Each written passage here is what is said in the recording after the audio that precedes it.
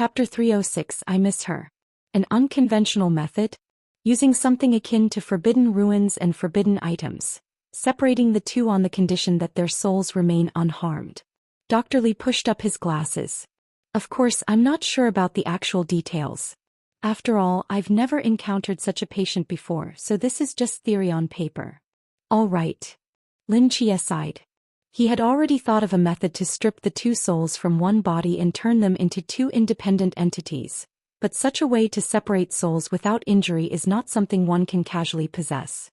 Only a few very special forbidden ruins or forbidden items can do it, yet forbidden items can't be brought into the God's psychiatric hospital.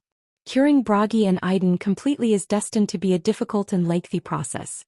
However, I think that since there's no sign of mutual rejection between these two souls, there's no particular problem if they aren't separated in the short term. But there is one thing that must be noted: their mental state, Dr. Lee added. When two souls live in the same body for a long time, they inevitably create underlying mental stress for each other. Timely relief is absolutely necessary. Ideally, they need to be mutually accommodating to avoid any mental rejection. Lin Chia furrowed his brow, nodded in partial understanding and said nothing more. To be honest, he didn't quite grasp what Dr. Lee was talking about. He had no idea how to address this relief issue. After all, he was just a half-baked doctor, not as professional as Dr. Lee. Seeing Lin Chia's expression, Dr. Lee's lips curled slightly. Your case is extremely rare and the angle is quite tricky. I don't recommend you dive too deep into this, but if you really are interested in studying mental illnesses, I could give you some of my notes. They contain my insights from years of research and might be of help to you. Lin Chia's eyes lit up at this. Then I'll be sure to thank you, Dr. Lee. After all, Dr. Lee was the best psychiatrist in all of Great Xia. For Lin Chia, who was only a halfway decent doctor, those notes were naturally of immense value. If he could fully comprehend them, dealing with the handful of patients in the hospital shouldn't pose much of a problem. Lin Chia chatted with Dr. Lee for a while longer, then turned back into his room. About 10 minutes later, an orderly came in carrying a thick stack of notebooks. These are from Dr. Lee, the orderly announced, placing the notebooks down. The heavy stack landed on the table with a dull thud. Lin Chia glanced at the pile of notebooks standing nearly as tall as a person and couldn't help saying, "Isn't this a bit much?" "Too much. This is only 1/10 of Dr. Lee's notes. He was worried you wouldn't have room to put them here, so he just had me bring you this first batch." The orderly gave him a look as though he'd never seen the world before. Lin Chia fell silent. No wonder Dr. Lee became the top psychiatric expert in Great Xia at such a young age. This level of commitment is far beyond what ordinary people can match. He wondered if that thick head of hair on Dr. Lee's head was even real. Lin Chia pulled out a chair and sat down at the desk, staring at the towering stack of notebooks beside him, lost in thought. With so many notes, he definitely couldn't take them with him if he tried to escape. And who knew how many years it would take to finish reading and absorbing them all. Besides, he couldn't carry anything into the God's psychiatric hospital. After a moment's consideration, Lin Chia came up with a plan. Since he couldn't take these notes with him, he would copy them all into the God's psychiatric hospital. He was stuck in this small room every day with nothing else to do, so it was a perfect use of his time. God's psychiatric hospital. Bragi peeked surreptitiously out of his room, glanced around to ensure no one was paying attention, then clutched the lyre in his arms and slipped out. He walked straight through the second-floor corridor, tiptoed down the stairs, took a quick look outside and then spun around, darting into the first room next to the stairwell. Click. The door locked. Whoosh. The curtains were drawn. Alone in the dimly lit room, Bragi let out a long breath. Holding the lyre tightly, a spark of excitement flitted through his eyes. He lowered his head and plucked the first string. Ting! A clear note rang out, and Bragi immediately clapped a hand over the string, cutting the sound short. He hurried to the window, lifted a corner of the curtain and peeked out anxiously. No one had heard him. Elated, Bragi returned to his seat, cleared his throat, took a deep breath and began to sing in earnest. Ah, what a... Bang! Bragi froze. The door was flung open and Lin Chia, wearing a white coat, appeared in the doorway. He was momentarily stunned to find Bragi sitting there in a dark corner of the room. Their eyes locked. Achoo. Bragi quietly slipped the lyre behind his back, pretending he had just sneezed. Lin Chia's mouth twitched slightly. What are you doing in my office? Bragi pondered for a moment. Admiring it? Lin Chia rolled his eyes and opened the door wide. I need to work. If you really want to recite poetry, ask Merlin to put up a noise-blocking spell for you. Bragi's eyes immediately lit up. He whipped out his lyre again and dashed from the office like a gust of wind. Thank you, Director. Wait. Lin Chia suddenly remembered something. Hold on. Bragi stopped in his tracks and turned around in confusion. Have you felt any discomfort lately? For instance, unexplained fatigue or anxiety? Lin Chia asked, then added, and becoming uncommonly good-looking doesn't count. Bragi blanked for a moment, thought carefully and shook his head. Not at all. I feel full of energy every day, like I have endless enthusiasm for poetry. It's just that. Just what? Bragi's expression dulled. He looked at the lyre in his hands and fell silent for a long while before speaking in a crestfallen tone. I miss my wife. Lin Chia froze on the spot. I see, he said after a pause. All right. Off you go. I need to work. Walking into his office, he drew the curtains open and watched Bragi outside. The man was hugging his lyre tightly, looking like a dejected tall boy as he trudged off. Lin Chia let out a long sigh, returned to his desk and copied down his first sentence on a blank sheet of paper. A patient once asked me, is this world real? And if we cannot be certain of its reality, how can we be sure we exist? That's an interesting question. In my view, it doesn't matter whether the world is real or not. What matters is whether there have been people and experiences that make us feel that even if the world were an illusion, this illusory life would still be worthwhile. Chapter 307. Hunting Delirious Whispers. Black crows circled in the sky, letting out piercing cries. Lin Chia walked through the dilapidated path, emerging from between two low houses. When he saw the figure crouched in the clearing, he sighed helplessly. You've come barging into my dream again, Lin Chia said slowly. In the clearing, Wu Laogo, dressed in a patient's gown, did not turn around. Instead, he kept his gaze fixed on a slash mark on the ground as though he were seeing some scene.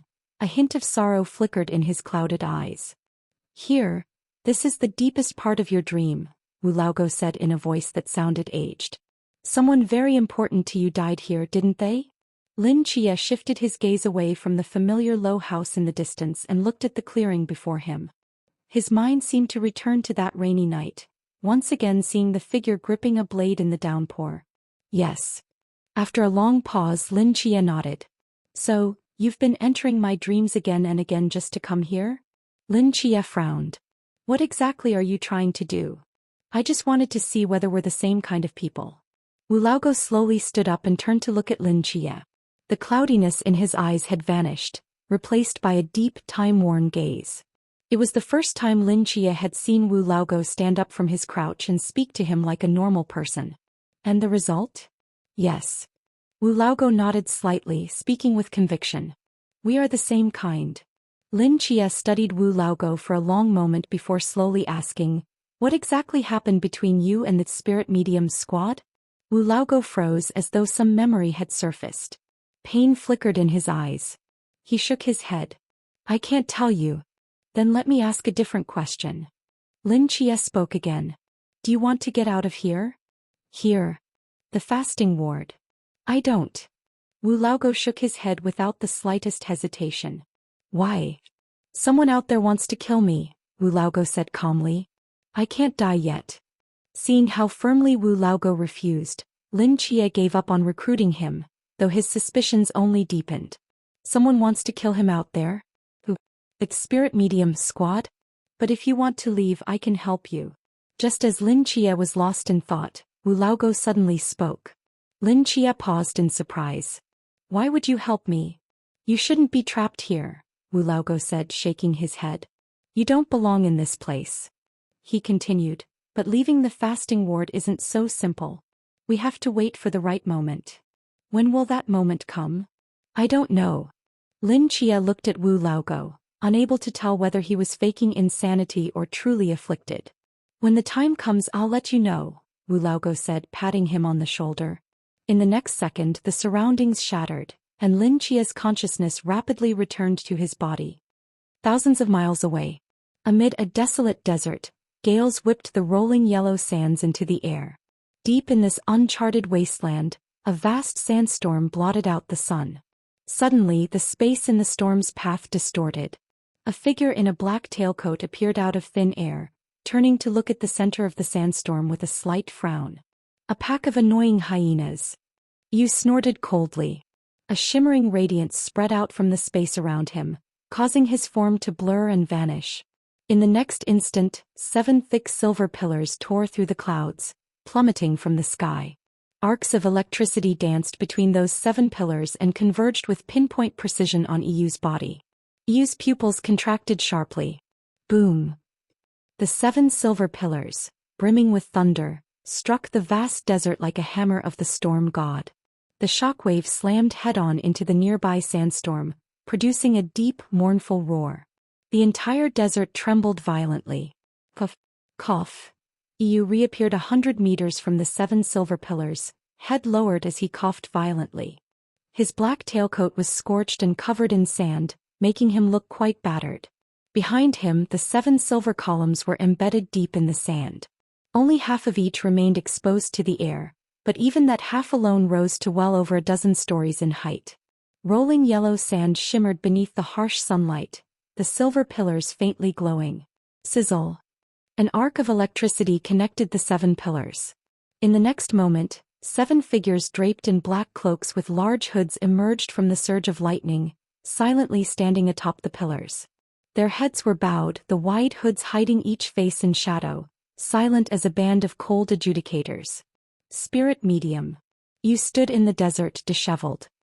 He raised his head to look at the 7 black silhouettes, venomous hatred flickering in his eyes. 2 years. You've been hunting me for 2 entire years. What do you people want? The 7 figures atop the silver pillars were as motionless as statues.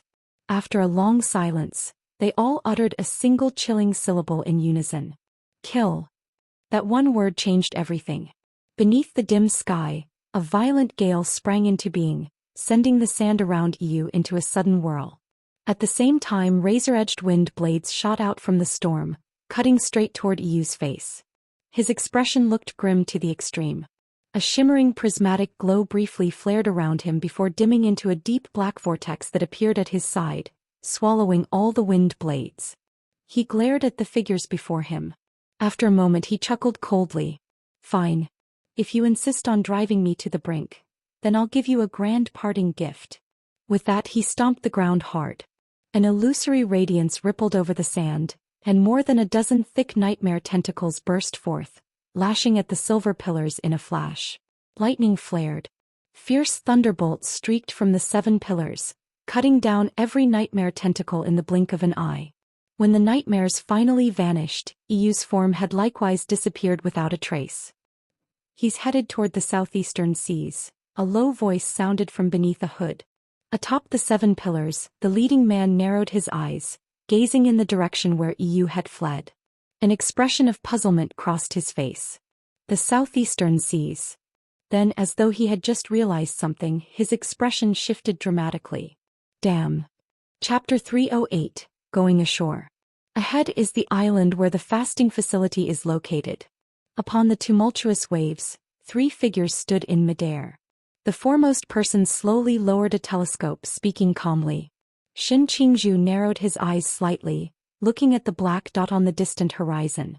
After a moment's hesitation he asked, with just the 3 of us, can we really break through the defenses of Daxia's top-tier prison? Just the 3 of us? Of course not. The second seat spoke slowly. But Lord Iyu has been laying plans for years for the fasting facility. We're definitely not his only option. We shouldn't overthink it. We just have to follow Lord Iyu's instructions and get it done. Next to him, the 5th seat turned to Shin Qingzhu and asked in puzzlement, Rookie, why are you wearing a mask? We believers have always shown our true faces when on missions. Why conceal yourself? That's what Lord Iyu arranged. Shin Qingzhu touched the white fox mask on his face and answered calmly, I'm young and I don't look particularly intimidating. When carrying out special tasks, it's easy to be underestimated. Only by hiding my face can I keep others from gauging me. So that's it. Lord Yu really thinks highly of you, the 5th seat said enviously. Back to the main point, the second seat said coolly. To create a disturbance at the fasting facility, we first need to get close. There are watchtowers everywhere around it, so going by sea will definitely be discovered. The best way is to swim underwater. With a slight wave of the second seat's hand, 3 sets of diving equipment appeared out of nowhere and were tossed to the other 2. Swim there. The fifth seat frowned. Why not use the forbidden void to teleport straight through from beneath the sea? That island surrounding 300 meters of ocean fall under the town suppression steel's influence. Once we get close, the forbidden void stops working. If we did what you said, we'd get forced out of the teleport at that 300-meter mark, then be sitting ducks for snipers. Fine. Shen Qingzhu took the diving suit and paused for a moment, closely examining it. He noticed many strange white dots on the suit's surface. This diving suit seems different from normal? Yes. The waters around here all lie within the special sonar detection range of the fasting facility. Anything that approaches, submarines, torpedoes, even a regular fish, would be detected and immediately taken out by nanofish. The prison staff on the island regularly release a certain substance into the surrounding waters to drive fish away, so typically no fish enter that area. They don't even allow fish near the island? That's way too strict. And there are so many fish in the sea, do they really kill them all? The fifth seat grumbled. I'm just giving an example, the second seat said, glancing at the suit in his hand again. These diving suits were bought on the black market for a high price. They're made of special materials that let us avoid sonar detection, so we can pass through that 300-meter zone unnoticed. Shen Qingzhu nodded thoughtfully. Also, once we get onto the island, remember to stay hidden until we see the signal from Lord Yu. That's when we move, the second seat reminded them carefully. Understood. On one side of the island, white waves slammed against black reefs, ringing out with a booming roar. 2 figures in diving suits were carried onto the shallows by the tide. I'm beat. 300 meters. Why did that feel so long? One chubby fellow flopped down on the beach, pulled off his oxygen mask and looked as though all hope was lost. Chao Yuan took off his mask, scanned the surroundings and frowned slightly. The view here is too open. Patrolling prison guards will spot us easily. Let's go to those woods. He pointed to a grove in the near distance. Bailey Pang Pang sighed, hauled himself to his feet and followed Chao Yuan swiftly toward the trees. Once they confirmed there was no danger, he plopped down on the ground. I've never in my life swum such a long distance, he lamented, peeling off his diving suit and patting his empty stomach. Suddenly recalling something, he turned to Chao Yuan. Right, give me a few of those compressed biscuits. I'm hungry. Chao Yuan glanced sideways at him. We finished them ages ago. We were drifting at sea for so long and now they're gone. Finished? I barely had a few bites. You're unbelievable, Chao Yuan. I paid for your diving suit and you secretly polished off my biscuits. Bailey Pang Pang glowered. Chao Yuan rolled his eyes. You know how many you ate, don't you? Bailey Pang Pang paused, thought for a moment and coughed sheepishly. Well, I guess I'm not that hungry. I can hold off. We made it onto the island, so what now? You're asking me? Chao Yuan's mouth twitched. Didn't you say you already had a solid plan? Bailey Pang Pang scratched his head. Yes. My plan is, we get on the island and then figure things out. Chao Yuan fought the urge to pull his blade on this unreliable little fatty, took a deep breath and spoke steadily. Although we're on the island, we haven't entered the fasting facility proper. See those towering steel walls? The real fasting facility is in there. And there's only one way in, the main gate, guarded by a huge garrison.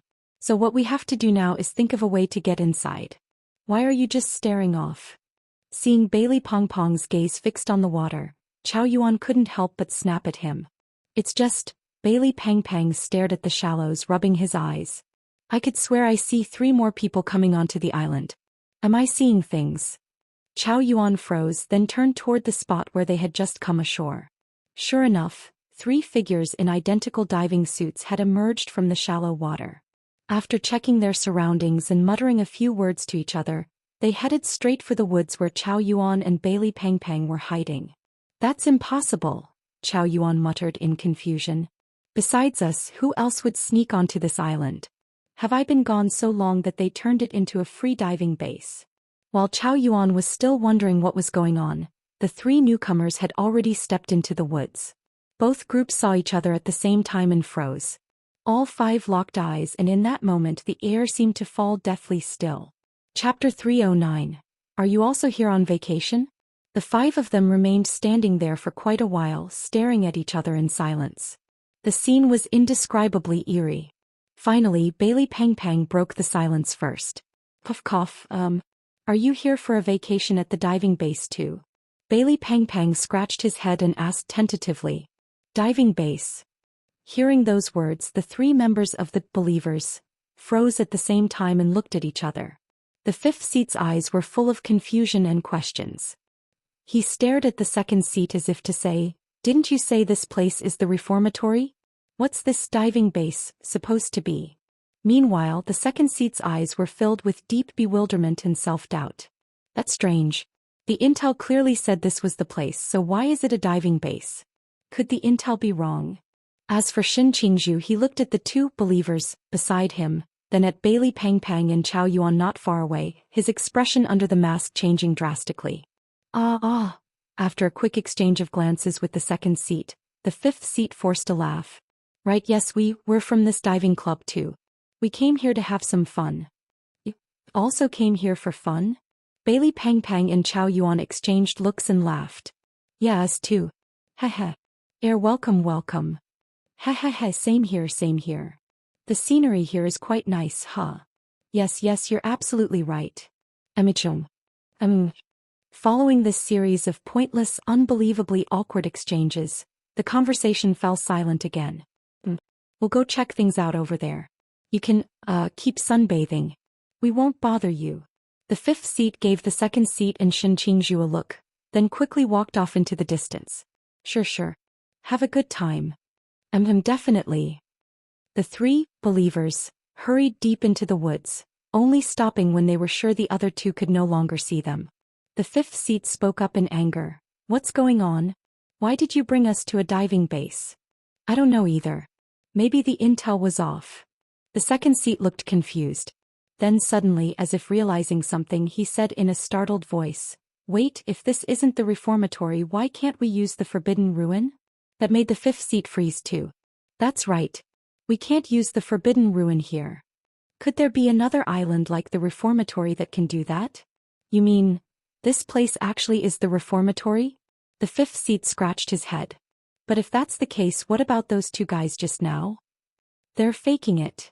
The second seat had completely figured it out by now. His eyes narrowed slightly. All that diving base nonsense was a ruse. They don't look like prison guards, so they're probably just like us. Damn it, they tricked us, the fifth seat cursed. Let's go back and take them out first. No. At that moment, Shin Qingzhu, who had been silent all this time, suddenly spoke. The other two turned to look at him. Since those two managed to get onto this island, it means they're not simple either. This is the reformatory and we can't use the Forbidden Ruin. If they have some special method, we might not win. Even if we could, attacking them hastily would draw too much attention and reveal our presence. Shin Qingzhu spoke sternly. Didn't Lord Yu tell us? Until the time is right, we shouldn't alert anyone. The two Believers fell silent in thought. He's right. We really shouldn't start a conflict with them. As long as they don't affect our plan, it doesn't matter to us what they do. The second seat nodded in agreement. The fifth seat turned to look in the direction of the other two. I just hope they're smart enough to stay out of our way. Hey old Chow, what's going on here? Once the three Believers were far away, Bailey Pang Pang frowned at Chao Yuan. It really is a diving base. That shouldn't be the case. Chao Yuan thought for a moment, then froze. No, wait. This place is the reformatory. It's under the suppressive power of the subduing ruin steel. How could there be a diving base near the reformatory? Bailey Pang Pang was taken aback. Then those three people just now. They're suspicious. Chao Yuan stated definitively. Who knows, maybe they're here to break someone out just like us. Bailey Pang Pang slapped his thigh. That's what I figured. Especially that one in the white fox mask. Doesn't look like a decent guy at all. He stood up. Seeing that Chao Yuan was still worried, he asked, what are you thinking about? I'm wondering if they'll ruin our breakout plan. Bailey Pang Pang blinked. Do we even have a plan? Chao Yuan rolled his eyes. We don't, but if they charge in recklessly and get caught by the prison guards, there'll definitely be a massive search for any other intruders still on the island. That puts us in a bad spot. Bailey Pang Pang pondered for a moment. So maybe we should tie them up? Keep them from messing things up. This is the reformatory and we can't use the forbidden ruin. The two of us might not be able to beat their three. Chow Yuan stopped mid-sentence, suddenly falling silent. Bailey Pang Pang had touched the necklace he wore, causing a golden glow to swirl around him. He looked up at Chow Yuan with a strange expression. What were you just saying? Chow Yuan paused for a few seconds. I said let's get him. Within the woods the three believers were hurrying forward. The main gate of the reformatory is heavily guarded. We can't use the forbidden ruin, so there's no way to get through directly. Our main task now is to find a place to hide and wait for the signal. Then we'll make our move. As he spoke, the second seat remained wary, scanning the surroundings. Understood. Suddenly the second seat stopped walking. What is it? The fifth seat frowned at him. Without replying, the second seat silently turned and stared into the dense undergrowth behind them. Moments later, two figures emerged. Those same two young men. It's them. The second seat frowned. They've come looking for us. The fifth seat smirked. If that's how they want it, they can't blame us for being rude. At the side, Shin Qingzhu's expression grew tense beneath his mask. Just as he was about to speak, Bailey Pang Pang burst into laughter, the golden glow on his chest shining brilliantly. Ha ha ha. You sneaky thieves. Tremble before my almighty power. Chapter 310, A Falling Meteor. A sea breeze drifted across the island's forest, stirring the leaves among the trees with a soft rustle. Bailey Pang Pang clapped his hands and looked at the three people bound tightly before him, nodding in satisfaction. What's this? I thought they'd be more troublesome. We took them down way too easily. Second seat. Fifth seat. Shin Qingzhu. Chow Yuan studied the three captives tied together and spoke with a somewhat odd expression. There's something off about how you tied them up. Off? Bailey Pang Pang asked, puzzled. This style of binding, I've only ever seen it in certain, special films, Chow Yuan said hesitantly. To be honest, you've made them look a bit too enticing. Enticing? Bailey Pang Pang scratched his head. This was taught to me by the maid sisters. Is there a problem with it? Chow Yuan's mouth twitched slightly. No. Nothing. As long as they're restrained, it doesn't matter how we do it. Bailey Pang Pang waved a hand dismissively. He walked up to the second seat, jerked his chin at him and said, Hey, behave yourself, got it? Don't try anything funny here. If I catch you acting up, I'll chop you all to bits. The fifth seat glared at Bailey Pang Pang, eyes burning with the urge to flay him alive. Just as he was about to speak, the second seat bumped him with a shoulder and shot him a look. All right, we can't stick around here forever, Chow Yuan said as he glanced at the nearby black steel wall. We should figure out a way to enter the purification facility.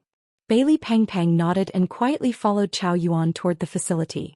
Once the two had gone far enough, the fifth seat finally blurted out, Damn it, this is so humiliating. He's just acting all high and mighty because he's got so many forbidden items. Let him be. Our main priority is to lie low and wait for the signal, the second seat said calmly. You really want to lose your life here just to prove a point? If you want revenge, wait until the town suppression steel's effect is gone. It won't be too late then. I'll get him sooner or later, the fifth seat muttered through clenched teeth. The second seat turned to Shin Qingzhu. Rookie, why haven't you said a word this whole time? Shin Qingzhu silently watched the two figures receding into the distance and shook his head. I just don't feel like speaking. Inside the purification facility, Lin Chia and An Qingyu sat in the shade of a tree, deep in thought. From time to time they drew complicated lines in the dirt before them with a twig, lines so intricate that a single glance could make one's head spin. The overall layout of the purification facility is more or less like this. Lin Chia scrutinized the drawing in the dirt for a while, then nodded. We've figured out every building, every watchtower, every checkpoint. Now we just need a workable plan for breaking out. And Qingyu thought for a moment. Any ideas yet? After all these days I've come up with one possibility, Lin Chia said slowly, though it's not fully formed. Oh, let's hear it. Lin Chia explained his plan in detail, and Qingyu's eyes lit up a little before she lowered her head in reflection. It's workable, but it'll require a few external conditions. Just then, in the sky a few kilometers away from the purification facility, faint, shimmering lights began to appear. A moment later, one corner of the sky simply shattered. Ding! A sharp cracking sound echoed across the heavens. Lin Jie and Qingyu, who were talking under the tree, both froze and looked up simultaneously. A meteor appeared from the broken patch of sky, hurtling downward with terrifying force. As it plummeted, its surface heated up from the friction with the atmosphere, bursting into brilliant flames. A meteor? Qingyu asked in confusion. Where did that come from? Lin Jie stood up and narrowed his eyes at the rapidly descending meteor. Its trajectory would place it right over the purification facility. It's no natural meteor, Lin Jie said with certainty. Someone's doing this on purpose. Qingyu gazed at the meteor blazing through the sky, her eyes flickering with a grayish hue. She shook her head. Thinking an attack like that can destroy the purification facility is so naive. Meanwhile, in the purification facility's administrative area, a meteor? Acting Warden Xieyu repeated, frowning. Is that a natural occurrence or is it deliberately caused? Most likely deliberate, answered one of the guards. Xieyu walked over to the window and squinted at the inbound meteor. A strange glimmer flashed in his eyes. I see. Notify the military, have them shoot it down. Yes, sir. Hunk. A piercing alarm blared throughout the purification facility. Every inmate froze, their expressions unsettled. All free activity time is over. Everyone must return to their cells immediately. I repeat, all free activity time is over. Return to your cells at once. The prisoners, still unsure of what was going on, looked around in confusion, only to hear talk of a meteor about to fall. One after another they dashed out of the cafeteria hoping for a glimpse. But in the next moment, a swarm of armed guards appeared and forced every inmate back to their cells at gunpoint. Within mere minutes, the common areas were completely cleared out. Qingyu and Lin Jie exchanged looks. After a brief pause, Lin Jie spoke. Let's go back. Something seems off and our plan isn't ready yet. Better be safe. Qingyu nodded and raced toward their cell. Lin Jie used his foot to rub out the drawings on the ground. Off in the distance, a male orderly quickly approached. Acting under Dr. Li's orders, he escorted Lin Jie back to the infirmary for protection just in case. As Lin Jie walked with the orderly toward the infirmary, his eyes remained fixed on the meteor growing larger in the sky. He knew a single meteor wasn't likely to threaten the purification facility, but he was curious how they'd handle it. Just before Lin Jie stepped into the infirmary, 2 missiles launched from the ground with a roar, trailing blazing tails as they shot toward the falling meteor. Boom! In the next instant, both missiles struck the meteor.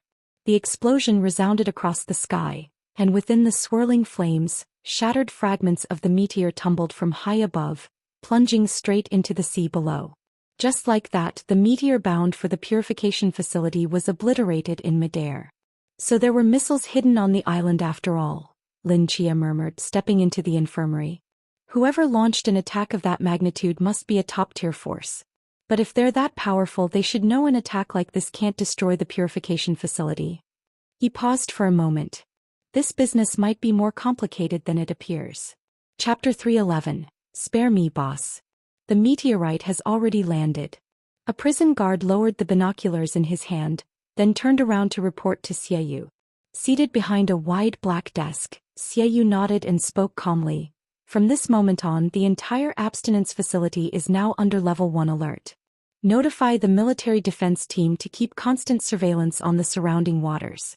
Also, reassign 2/3 of the prison guards to assist with external defense. The prison guard froze. Pulling 2/3 of the guards to the outside? Isn't that too many? What if something happens inside the prison? Under Level 1 alert, all inmates are confined to their cells. And there's the top-notch artificial intelligence security system of Great Xia controlling everything. What could happen? Xieyu waved a hand. Just do as I say.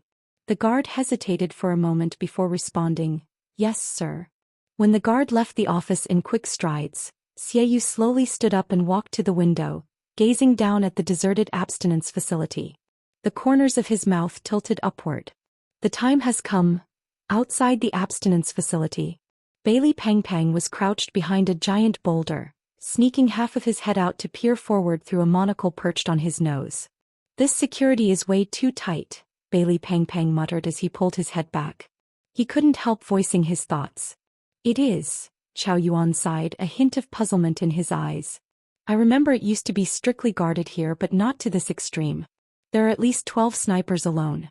Right now, even if we turned ourselves into flies, I doubt we could get in. Could it be because of that meteorite just now? Bailey Pang Pang mused. I don't think it was a natural occurrence. Chow Yuan nodded in agreement. The probability of a meteorite strike is already small, and for it to hit the abstinence facility so precisely, there's no way that's a coincidence. And I can't shake the feeling that it has something to do with those 3 people we just tied up. Who cares? Bailey Pang Pang said with a shrug. Once we rescue 7 knights, we'll run for it. Whatever they plan to do won't involve us then. Don't you have any forbidden items stashed away that could help us get through this checkpoint directly? Chow Yuan asked.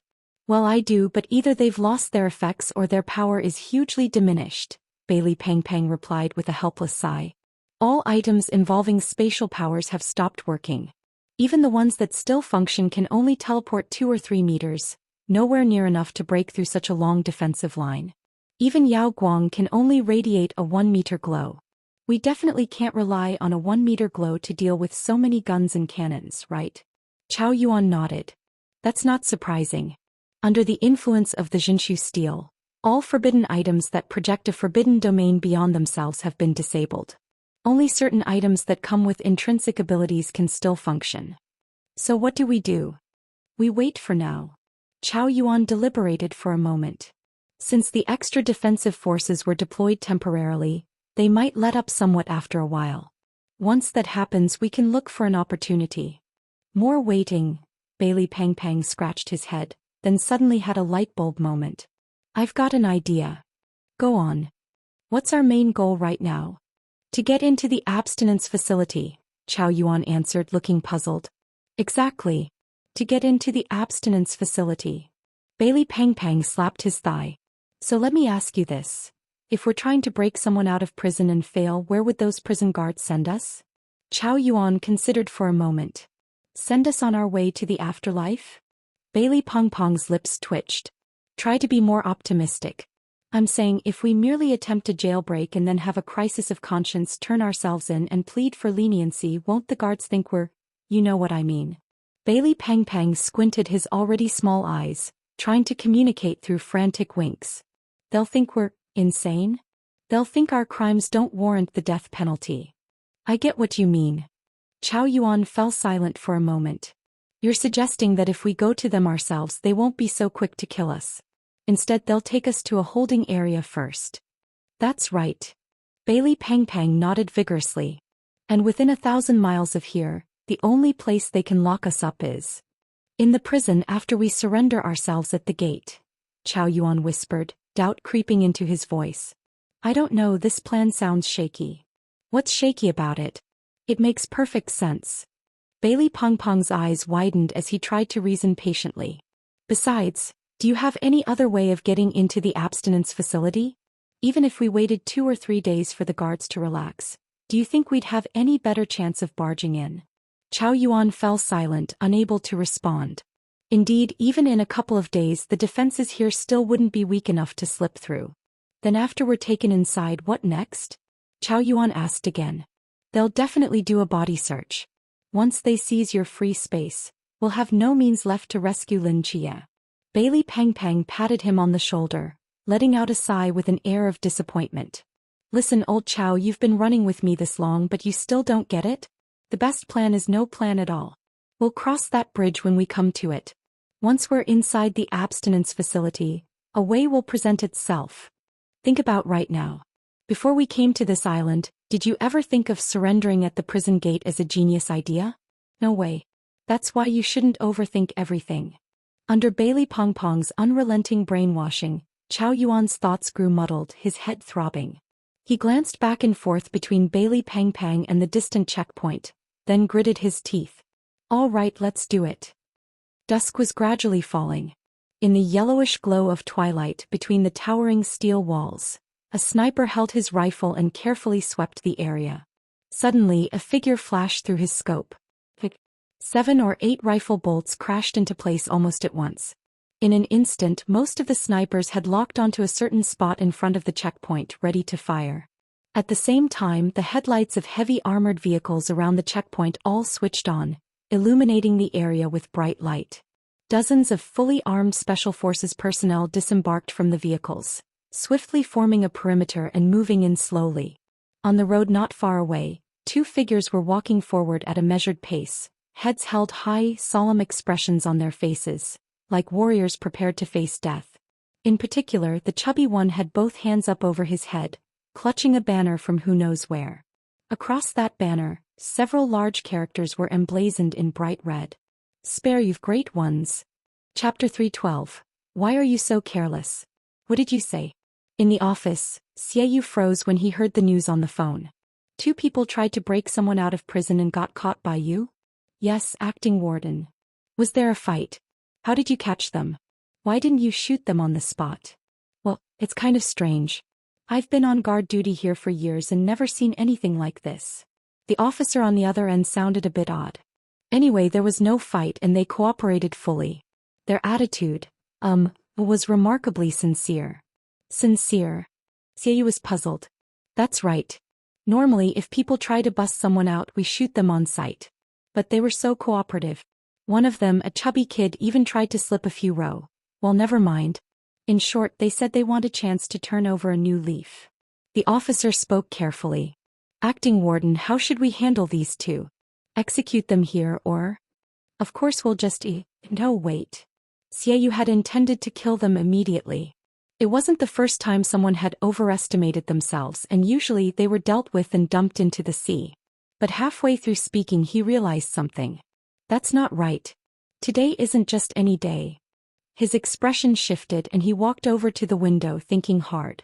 He remembered that Lord EU had said that on the day the signal went out, he would have people ambush the area around the detention center. Once the time was right, they would launch an external assault on the facility to distract the military. Earlier today, Lord EU's signal had just been sent out. By nightfall, 2 would-be prison breakers got caught, and they behaved nicely, offering no resistance at all. There was no way that was just a coincidence. Suddenly, Xiaoyu understood. He saw the whole picture. Yes, these 2 must be the followers Lord EU planted. For some unknown reason they ended up in the hands of the military. Maybe the heavy deployment of personnel he'd arranged today had put too much pressure on them. If they're on our side, this can be handled.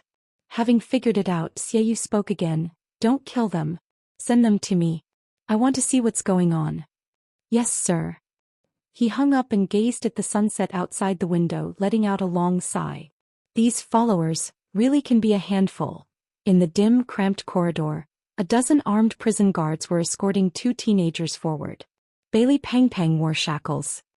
He turned to Chow Yuan beside him, raised an eyebrow and gave him a triumphant look as if to say, "So? Didn't I call it?" Chow Yuan sighed silently, feeling the pressure mount. Glancing at Bailey Pang Pang, he conveyed through his eyes, "Don't celebrate too soon. My blade and your Zai space were confiscated. How are we going to rescue Chia?" Bailey Pong Pong's eyes flicked back. "Calm down. We'll figure something out. Everything's going according to plan." Chow Yuan. They soon arrived at a door. One of the guards stepped forward and knocked softly. Bailey Pang Pang looked around, puzzled. "Hey buddy, what is this place? Shouldn't we be heading to the cell?" A guard shot him a glare. "Shut up. Don't ask questions." Bailey Pang Pang shrugged, then kept quiet. After a moment the door opened, revealing Xiaoyu in a black trench coat, standing expressionlessly behind it. His gaze fell on the 2 prisoners, tinged with a faint chill. "Acting warden, we've brought them," a guard reported. Xiaoyu nodded. "All right. Go back to your posts." A guard hesitated. "We can't leave, warden. What if they cause trouble? We need to protect you." Xiaoyu narrowed his eyes at the guard, his voice turning cold. "You think I need your protection?" Intimidated by Xiaoyu's glare, the guard lowered his head hastily. "Understood, acting warden. We'll leave right away." He turned around, signaled the others, and they retreated in a hurry. Xiaoyu gave a disdainful snort then shut the door. Inside the office, Bailey Peng Peng and Chao Yuan exchanged looks, both sensing something was off. They had managed to enter the facility, but instead of landing in a cell, they were brought straight into the acting warden's office. Felt like trouble was brewing. While they stood there with uneasy thoughts, Xiaoyu walked up to them. He looked at Bailey Peng Peng, who was staring down, and spoke slowly. "How did you two end up so careless? We're really sorry. We admit we messed." Bailey Peng Peng, speaking with genuine remorse, froze at Xiaoyu's words. He lifted his head, locking eyes with Xiaoyu. In Xiaoyu's eyes, there was genuine concern and trust, like he was facing not criminals but old friends. "Huh." Bailey Peng Peng muttered in a daze. "Sigh. This is my fault." Xiaoyu sighed. "I was so focused on drawing the guards away I never thought about the position it would put you in."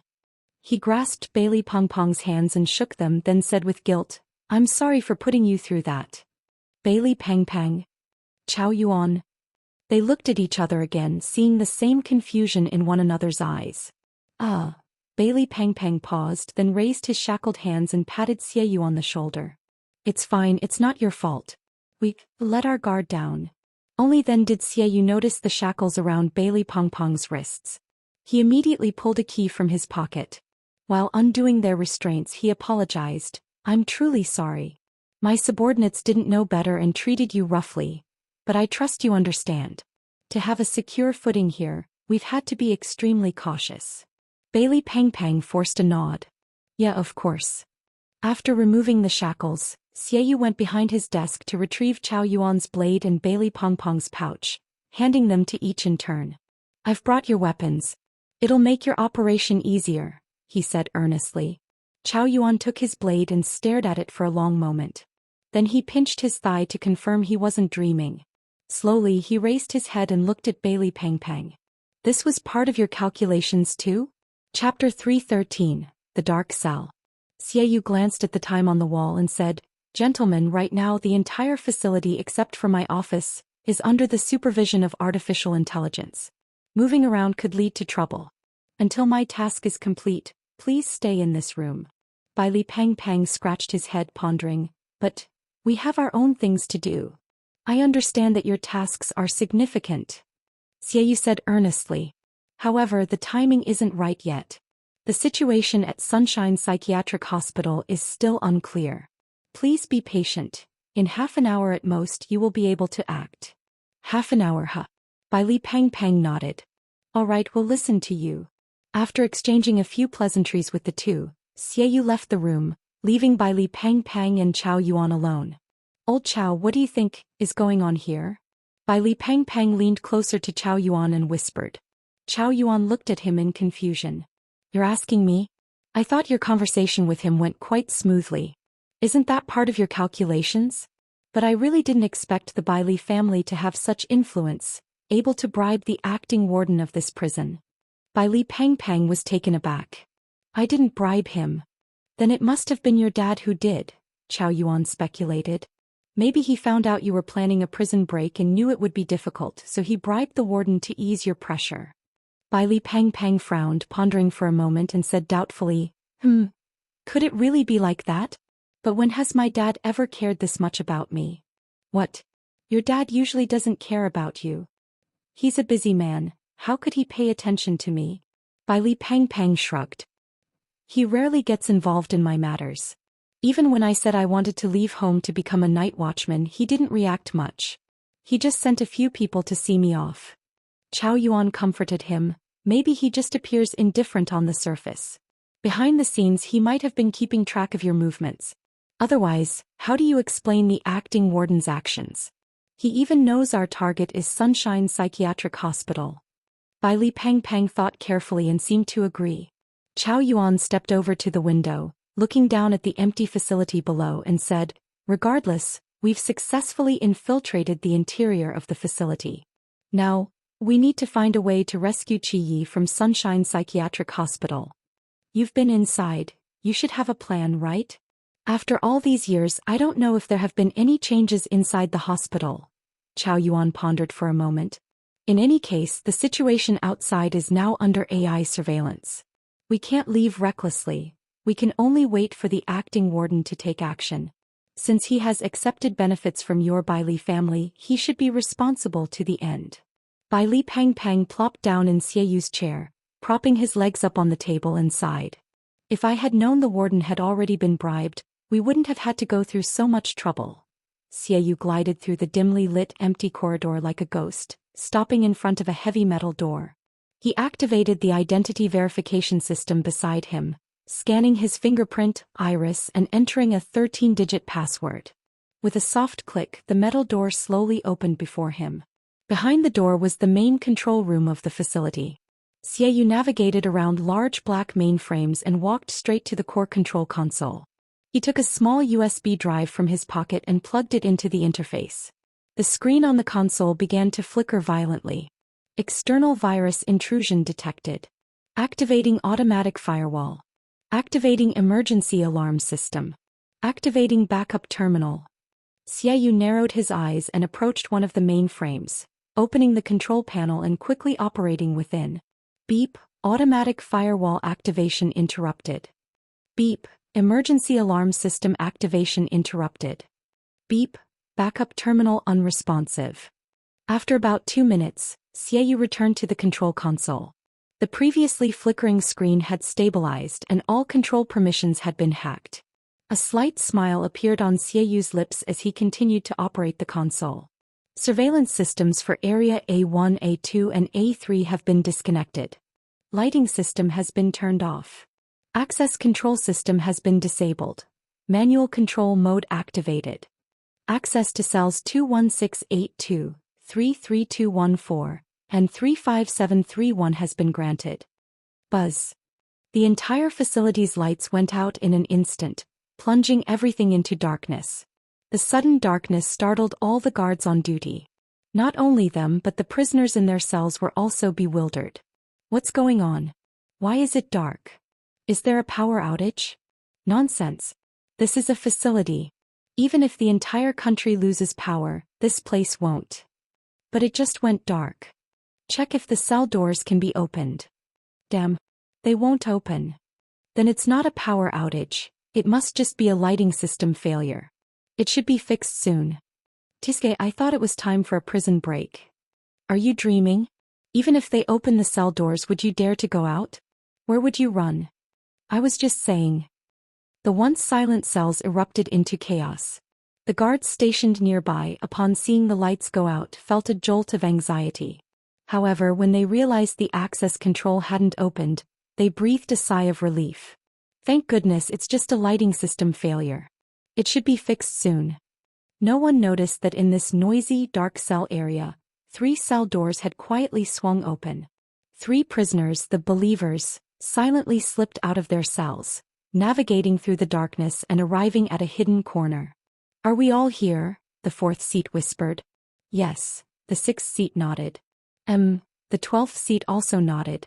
Now that the prison's defense forces have been significantly reduced, the eastern door is the weakest point. We will break through from there. Remember, the dark environment is our advantage. We must act quickly and make no noise. After reaching a consensus, the 3 quickly moved toward the eastern door of the cell area. Even in complete darkness, they skillfully avoided all obstacles as if they had rehearsed this many times before. As they passed by a certain cell and Qingyu inside let out a soft, and turned to look, a faint gray light flickering in her eyes. Chapter 314. Prelude to the Uprising. The 3 believers with exceptional skills silently took down the guards stationed at the entrance before using a key to unlock the main door and quickly left the cell area. Inside the cell, and Qingyu, who had witnessed the entire process through those eyes, gently rubbed his chin, lost in thought. Things were indeed getting interesting. In the pitch-black outdoor activity area, 3 figures moved swiftly. All the lights had been extinguished and the surveillance systems were completely disabled, turning the place into a dark jungle. They first visited the restroom on the 1st floor, retrieving the machete, hammer and other tools that Xie Yu had hidden under the tiles. After bypassing several buildings, they stopped in front of an open space. Is this it? The 6th seat whispered. The 4th seat observed carefully for a moment and nodded confidently. That's right. According to the information provided by Xieyu, the town ruins monument is right here. The two turned to look at the silent 12th seat behind them. The latter nodded, took off his shirt, lay down on the ground and took a deep breath. Come on, I'm ready. The 6th seat held the knife in his hand and slowly asked, Do you have any last words? The 12th seat was silent for a moment. Please tell Lord, murmur, that it is my honor to sacrifice my life for him. The 4th seat nodded. I will convey that. By the way, the 12th seat suddenly remembered something. After you regain your strength, make sure to kill that Han Jinlong for me. We believers cannot lose face. Don't worry. The 4th seat's eyes narrowed slightly, a chilling killing intent emanating from them. I told you I will make him wish he could live and wish he could die. Let's do it. The 6th seat responded with a sound and swiftly cut the 12th seat's throat with the knife, ending his life instantly and allowing him to die with almost no pain. Then he pressed the blade against the lower side of the 12th seat's chest, piercing through flesh and slowly dragging it down. A few minutes later, the 6th seat stood up slowly, holding a blood and stomach acid-soaked sphere in his hand, about the size of a goose egg. He placed the sphere on the ground, and the 4th seat swung the hammer down heavily onto its surface. Bang! A muffled sound echoed as the black sphere shattered instantly, and a bronze blade about 4 to 5 centimeters long fell out, its surface shimmering with a mysterious light. The 4th seat crouched down, carefully grasping the bronze blade in reverse, walked to the open space and forcefully stabbed the blade into the void. Ding! The blade sliced through the air, emitting a faint hum, suddenly seeming to hit something, creating a small opening in space. In the pitch-black air, it appeared as if a thumb-sized gap had been embedded, and the 4th seat bent down to look through it, only to see a towering black stone monument behind the gap. Effective. This thing can really break through the master's landscape. The 6th seat's eyes lit up with excitement upon seeing this. This is the sequence 035's Blade of Breaking Illusions. Most of the forbidden ruins targeted by the blade will be rendered ineffective, specifically designed to break ceiling-type forbidden ruins.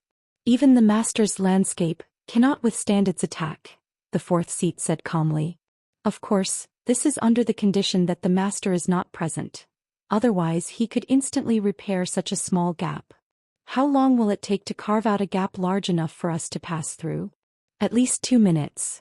The 4th seat used the bronze blade to strike at the gap repeatedly, gradually breaking apart the landscape. Fortunately, the bronze blade did not make any noise while striking the master's landscape. After a long effort, the 4th seat successfully expanded the gap to a size sufficient for one person to pass through. Next, it's up to you, the 4th seat said, turning to the 6th seat. The 6th seat nodded, lifted the still warm body of the 12th seat, and slipped through the gap, entering the hidden landscape of the town ruins monument. He cut open the 12th seat's blood vessels, and a large amount of blood splattered onto the hammer in his hand. The ancient bloodstains on the hammer's surface seemed to come alive, instantly devouring all the blood. Immediately after, the weight of the hammer mysteriously increased several times. The 6th seat felt his right hand grow heavy, and he could only grip the hammer with both hands to barely lift it. Standing before the towering town ruins monument with the blood-colored hammer, he took a deep breath and slowly raised the hammer. With a thunderous crash, bang! A hideous crack appeared on the surface of the town ruins monument. In the fasting hall prison. And Qingyu suddenly opened his eyes, looking down at his body, a look of confusion appearing in his gaze. He extended his palm and the temperature around him rapidly dropped. In the next moment, a floating ice crystal formed at his fingertips. The suppression of the town ruins monument has loosened? And Qingyu's expression turned serious in an instant. He could clearly feel that the force that had originally suppressed all forbidden ruins had now weakened by nearly half. Although the suppression effect still existed, he could now project his own forbidden ruins outward. Not just him. The other prisoners also noticed this. In the dark cell, the prisoners carefully sensed the power they could now wield. Their eyes first filled with shock, then with ecstasy, and soon began to ponder. With this level of power, could they escape from here? At that moment, a muffled sound echoed from the activity area, and the force suppressing everyone's forbidden ruins weakened significantly once again. If previously they could exert power equivalent to the Lawn realm, now, That limitation had been raised to the peak of the Qi realm. The prisoner's eyes gradually lit up. Just a little more, just a little more. Outside, a large number of troops were stationed, and relying solely on the power of the Qi realm was still insufficient to break out of here. They needed more power. However, some prisoners could no longer contain themselves. They squinted their eyes and began to move toward the iron door of the cell, excitement and madness flashing in their eyes like never before. Bang! The third hammer strike sounded and the force weakened again. Now the shackles on their power had been raised to the Chuan realm. A few prisoners with already high realms even broke through their shackles, able to unleash the strength of the high realm. Ha ha ha! Heaven helps me! A roar echoed, followed by the sound of the iron door of the cell shattering. One prisoner was the first to break the silence, laughing maniacally as he charged out of the cell. Then the sound of the buzzing iron doors breaking echoed from all corners of the cell. In the darkness, countless prisoners emerged like beasts released from their cages, revealing their ferocious claws. The riot had begun. Chapter 315. Prison Break. After the third strike, the blood-red surface of the large hammer in the hands of the sixth seat receded like a tide. Damn it! The usage count of the blood hammer is exhausted. The sixth seat looked at the cracked town ruins monument before him, a look of unwillingness flashing in his eyes. If only he could strike it 2 more times, he would definitely be able to smash it to pieces. Dense gunfire echoed from afar, mixed with explosions, screams and sinister laughter, completely shattering the dead silence of the night. Immediately after, several grenade-like objects fell from the sky, landing near the two of them. The next moment, a dazzling white light erupted, illuminating the surroundings as bright as day. The figures of the sixth seat and the fourth seat were fully exposed in the white light. Bang bang bang. Intense sniper fire came from the watchtower on the steel wall, bullets raining down on them. The fourth seat snorted coldly, suddenly raising his hand, and all the bullets froze in the air 3 meters in front of him, intertwining into a barrage that could not advance an inch. This was to be expected. A town ruins monument of this scale could not be easily destroyed. Standing before the dense barrage, the fourth seat calmly said, "Although I have not yet regained all my strength with the boundless realm, I am already capable of completing the task entrusted by Lord Whisper. We cannot waste time here." As his voice fell, his hand suspended in the air waved downwards. The next moment all the bullets flew back, shooting into the original watchtower. Bloody flowers splattered against the pitch-black night sky. The sixth seat squeezed through the gap in the Heart's Cape, looking at the chaotic prison in the distance, a slight smile appearing at the corner of his mouth. He hoped that those fools could play some role and distract some of the defensive forces and not be wiped out so quickly. If they are wiped out, it doesn't matter. The fourth seat said nonchalantly. In this fasting place, the forbidden ruins cannot be used. 90% of those stationed here are military forces. Without the forbidden ruins, those few guards who possess them are at most at the sea realm. Now that the master is not here and Xiaoyu is one of us, there is no one stronger than me in this fasting place. That's true. Moreover, there are still personnel arranged by Lord Whisper outside to draw fire, and with the prisoners rioting, they have no time to pay attention to us. The sixth seat spoke easily. So, the fourth seat's eyes narrowed slightly. Before completing the task, we can still do some things we want to do. The sixth seat turned to look at the chaotic prison, a cold smile appearing on his lips. It was time to settle the score. Sunshine Mental Hospital. In a metallic room, Lin Chia, who was lying on the bed playing on his Switch, suddenly froze and sat up abruptly. The power suppressing the forbidden ruins has been significantly weakened. Something happened to the town ruins monument? Lin Chia immediately realized the problem. But, wasn't the town ruins monument hidden by the master in the Heart's Cape? How could something happen? Lin Chia thought of the meteorite that fell during the day, and his brows furrowed tightly. If nothing unexpected happened, there must be some connection between these two events. Now that the function of the town ruins monument has been weakened, the group of prisoners in the prison would definitely not stay obediently in their cells. Perhaps outside is already in chaos. Maybe now is the perfect time for a prison break? Lin Chia's eyes lit up. He didn't rush to act but suppressed his urgency and carefully considered the feasibility of the prison break. Since the prison is in chaos, it is undoubtedly the best time to take advantage of the situation. But the problem is he doesn't know what exactly is happening outside. Is it an accident? Or an enemy attack? What is the enemy's strength? There is definitely an opportunity, but along with it comes unknown risks. After pondering for a moment, Lin Chia made up his mind to seize this opportunity and execute the prison break. On one hand, the opportunity is indeed rare. If he misses this time, it will be hard to find another chance in the future. On the other hand, he thought that since the prison is in chaos, Qingyu must also be caught in the whirlpool. Although he believes that with Qingyu's wisdom and strength, nothing unexpected will happen, he still feels a bit uneasy. Moreover, Qingyu might have already found a way to escape from the chaos. Having made up his mind, Lin Chia showed no hesitation, got up and pressed the button to call the nurse. Moments later, a nurse knocked and walked in. "What's wrong?" the nurse asked, puzzled. Lin Chia held his stomach and opened the bathroom door, pointing inside. "That toilet is broken. You need to take a look." The nurse was taken aback, scratched his head and without thinking much, walked into the bathroom. Lin Chia's eyes narrowed slightly and he followed him in, then locked the bathroom door behind him. 2 seconds later, a muffled groan faintly came from the bathroom. Half a minute later, the nurse opened the bathroom door and walked out, still talking to the bathroom. "It's just a little clogged. There's no problem. If this happens again, just use that plunger to clear it. I'm leaving now." After saying that, he closed the bathroom door. The nurse glanced at the surveillance camera installed in the room, then pushed open the metallic door and stepped out, casually closing the door behind him. He walked straight to the entrance of the outer monitoring area, skillfully inputting a series of passwords. With a soft sound, the heavy door slowly opened. "Old Yuan, how's it going? What did the patient say?" a researcher asked curiously as he saw him come out. The nurse waved his hand. "It's nothing, just a little clogged toilet. I cleared it with a plunger and he's using the toilet now." The researcher nodded and turned to leave. The nurse's gaze swept across the entire research room, then he pushed the door and walked into the corridor. Immediately after, the nurse froze in place. At the other end of the corridor, Wu Laogo, dressed in a blue and white striped patient gown, was squatting there, staring blankly at the ground. He turned to look at the nurse, a hint of clarity appearing in his murky eyes, and said in surprise, "I thought you needed my help to leave here. Seems I underestimated you."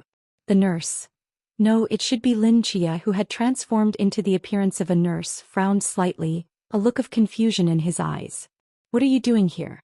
Did you sneak out too?" "I didn't come out, you are dreaming." Wu Laogo shrugged. "I'm dreaming?" Lin Chia was taken aback. "Is all of this fake? Well, all of this is real. You are standing in the corridor outside the research room right now. I just temporarily pulled you into a dream," Wu Laogo said calmly.